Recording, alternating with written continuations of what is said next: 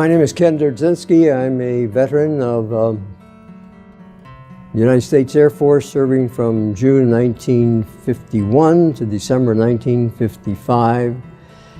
And during that period of time, was a senior, second semester, about to graduate from Marquette University. On April the 27th, I was able to attend the presentation of the doctorate degree to General MacArthur at Marquette University. As one, the university had declared that a holiday, and all of us, thousands of students, had the great opportunity to see the man of whom we heard about and read about for many years. The day before his appearance in the Marquette Stadium, receipt of his doctorate degree, I had celebrated my 22nd birthday and had gone through my classification as 4A after being drafted in February, and was to enter military service in June of 1951.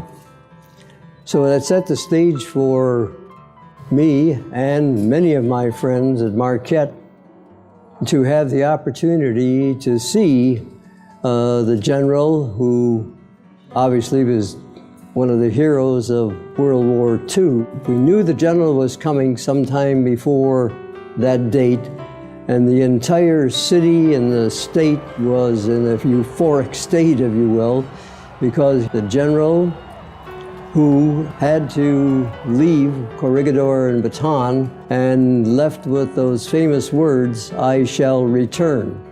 So not only did he do that to the Philippines in 1955, but here a few years later, he is returning to his home in Milwaukee, Wisconsin.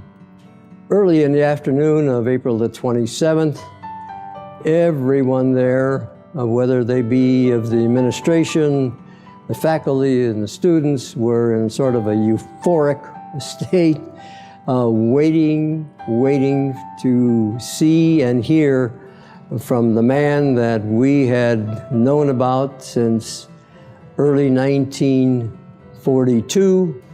The crowd that was in the stands, exceeding well over 20-some thousand people, I'm sure, because it was pretty well packed. And I happened to be in the west stands with my friend. Just below the press box was a PA system that indicated at a time that the general was getting ready to depart the Plankington Hotel and head for the stadium, and the crowd just went into an uproar and applause and cheers.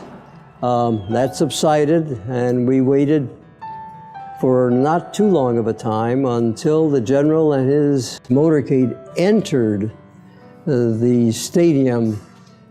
People just seemed to go a little bit, if you will, crazy, with cheers and applauses welcoming him as he drove around the track at the stadium at that time, and ended up facing the south entrance where the stage was set up, where the ceremonies were about to take place, which once it got underway was very, very solemn.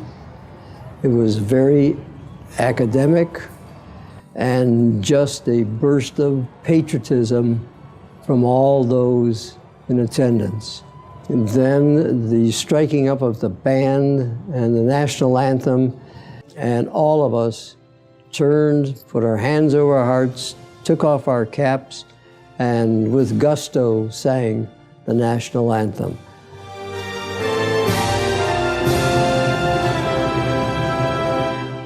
Well, one group of people that were in the stadium that day, among the thousands that were there, were, I'm going to say, several thousand veterans of World War II who were attending Marquette, who had served in the Southern Pacific under the command of General MacArthur. And it was for them a great opportunity, one that they really looked forward to and were most enthusiastic To see him was, to say the very least, a very gratifying experience for them.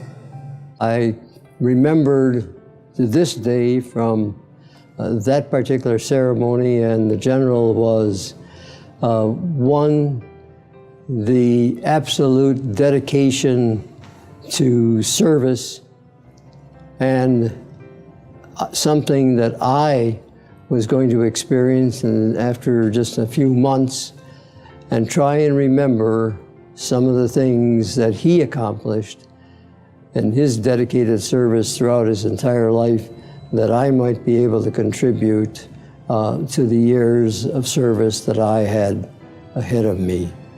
And then, of course, the true spirit of being a part of the military, which he was so proud of.